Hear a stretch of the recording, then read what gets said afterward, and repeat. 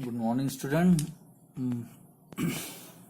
तो आज हम लोग पढ़ेंगे रेशनल और इरेशनल नंबर का डिफरेंशिएट।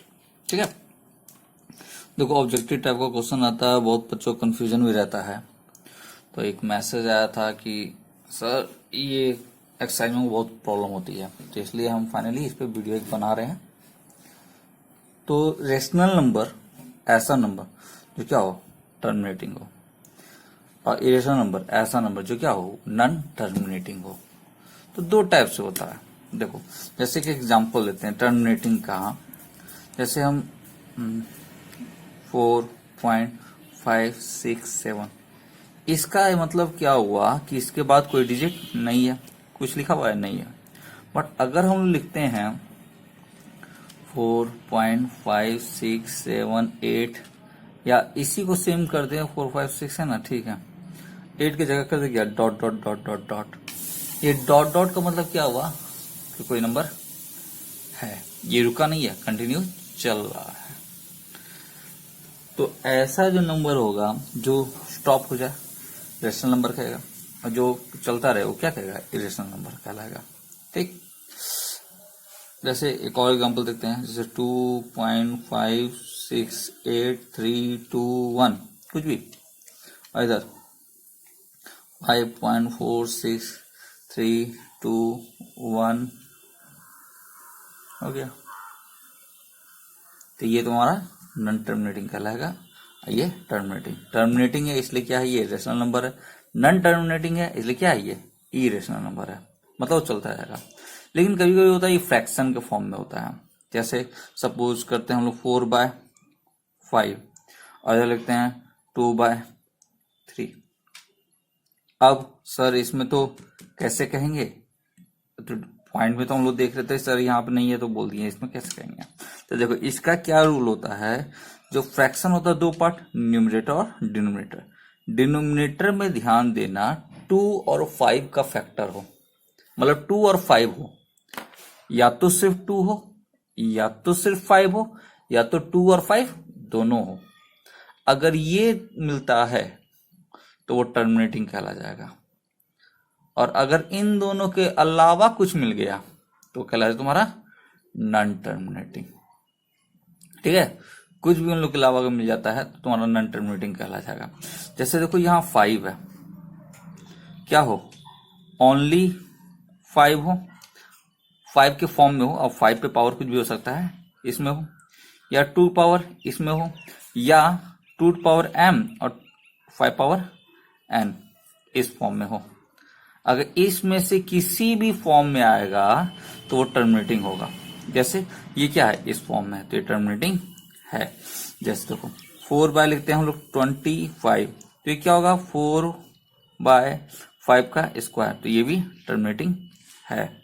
जैसे लिखते हैं सपोज 27 बाय, इसको हम करते हैं 2 का देखते हैं एग्जाम्पल, जैसे 8। ठीक, तो ये 2⁷ और 2�3, तो ये किस फॉर्म में है, इस फॉर्म में है, तो ये भी टर्मिनेटिंग है। और कभी दोनों के फॉर्म में, जैसे देखो 8, जैसा 8 भी चल जाता, बाय हम लोग लिखते हैं सपोज 20 लिख देते हैं। ठीक है, तो 20 लिखते हैं तो देखो इसको हम लोग इस तरह लिख सकते हैं, 20 क्या होगा 4 × 5, ये क्या हो जाएगा 2 का स्क्वायर, और ये हो जाएगा 5/1, यानी 2 का स्क्वायर और 5 पावर 1। ये देखो ये 2 भी है और 5 भी है, यानी ये भी टर्मिनेटिंग है। बट अगर देखो 10 बाय अगर हम लोग लिखते हैं 11 बाय अगर हम लोग लिखते हैं सपोज 15, तो ये क्या हो गया 11, इसको तोड़ो 3 और 5, ठीक है। तो देखो 5 है लेकिन इसके साथ एक्स्ट्रा क्या है, 3 है, तो ये नॉन टर्मिनेटिंग होगा। और समझ में, अगर 5 के अलावा कुछ भी मिल जाए, 5 2 के अलावा कुछ भी मिल जाए तो सब करने के लाएगा नॉन टर्मिनेटिंग। जैसे देखो यहाँ है 2/3 हम लिखे हुए हैं, ये क्या है 3 है यहाँ नीचे, तो ये तुम्हारा क्या कहलाएगा, नॉन टर्मिनेटिंग।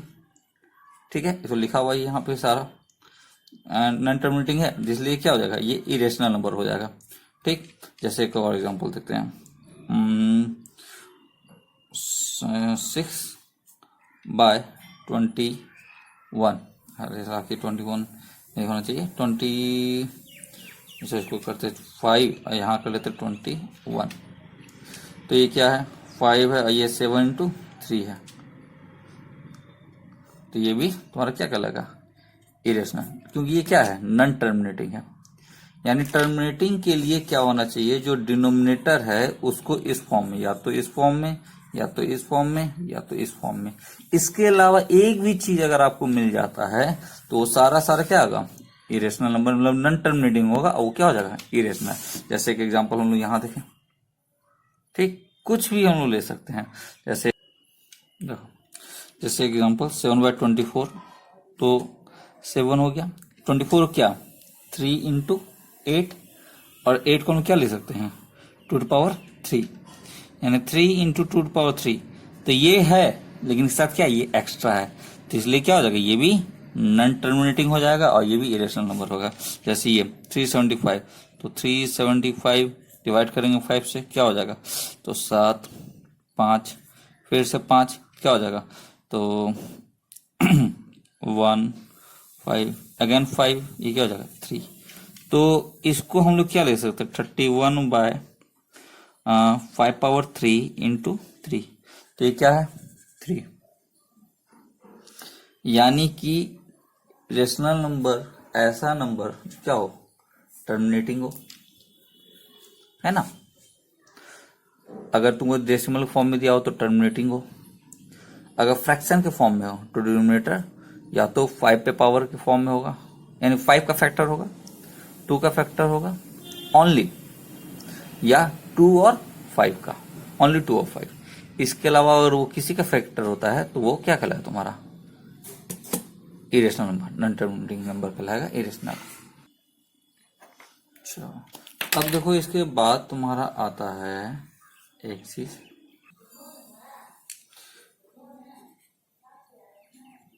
रिपीटिंग, आ जाता है नॉन रिपीटिंग।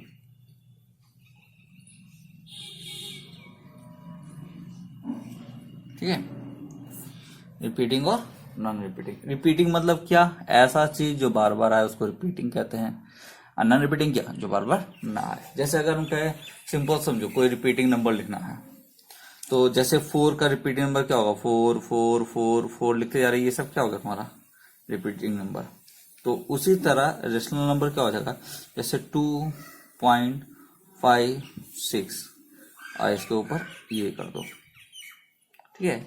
इसका मतलब क्या होता है कि ये 5 6 कंटिन्यूस चलता रहेगा, इसको लिख ही देते हैं बेटर रहेगा। देखो यानी कि 5 6 5 6 5 6 5 6 डॉट डॉट डॉट।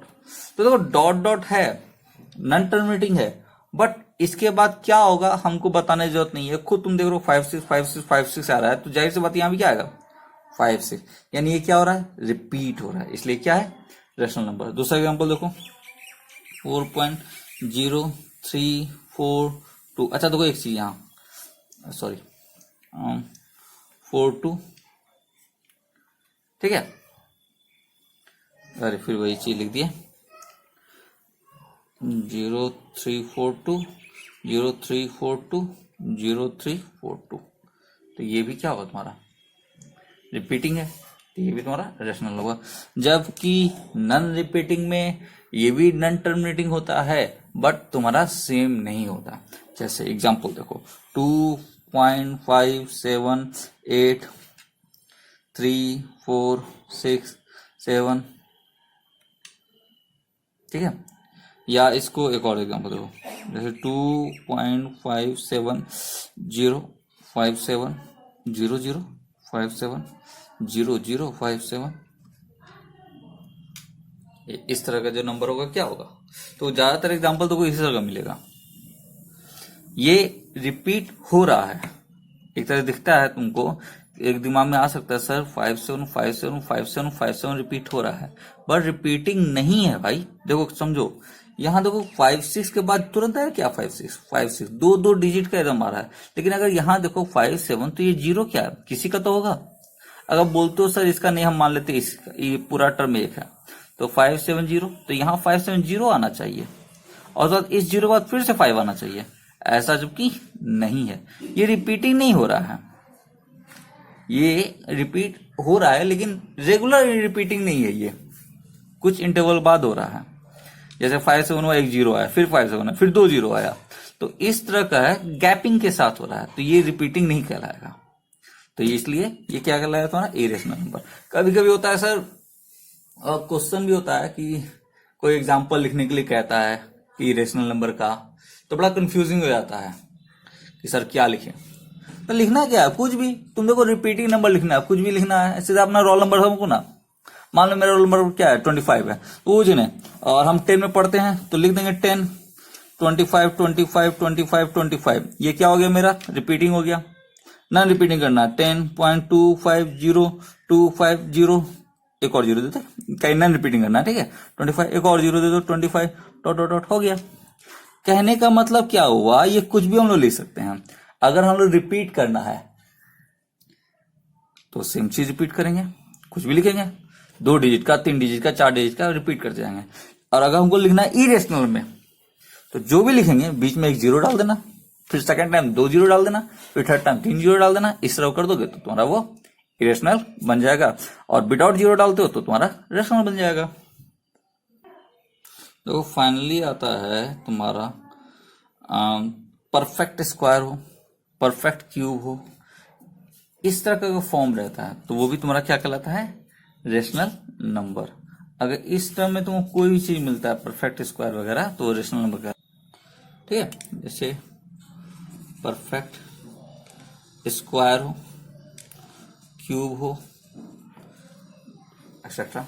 लेकिन हाँ ये ध्यान रखना, पॉजिटिव इंटीजर ऑलवेज, ठीक है, जो वैल्यू हो वो पॉजिटिव हो। जैसे एग्जांपल समझो, जैसे हम लोग लिखते हैं क्या 4, तो 4 एक पॉजिटिव इंटीजर है, साथ ही साथ परफेक्ट स्क्वायर है, जिसको हम लोग 2 प्लस माइनस आराम से लिख सकते हैं।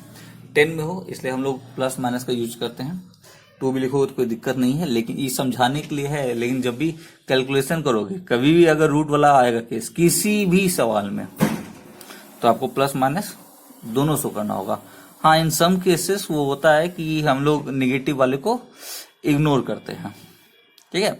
जैसे एज वाले में आएगा तो एज नेगेटिव कभी नहीं होता है, तो वो आपको लिखना होगा, उसको इग्नोर नहीं कर सकते हो। अगर कर दोगे इग्नोर तो मे बी आपका हो सकता है वो नंबर कट जाए, ठीक।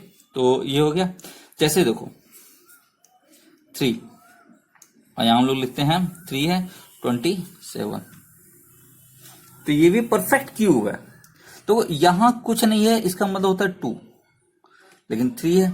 और ये रूट जब भी हटेगा तो पावर रेसिप्रोकल होता है।